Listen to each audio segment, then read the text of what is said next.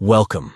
In today's video, we're diving into a feature on Instagram that many users overlook, but is incredibly useful: how to see who viewed your Instagram story.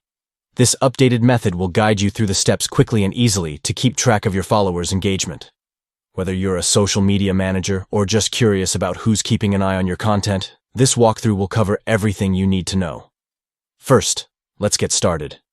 Open the Instagram app on your Android device. This is where the magic happens, so make sure you're logged into the right account. Next, tap your profile picture located at the bottom right of your screen. This action will take you to your profile, where you can monitor all your activities. Now, look at the top right corner of your profile. You'll see 3 vertical lines, which is the menu icon. Go ahead and tap on that. This opens up a menu with various options.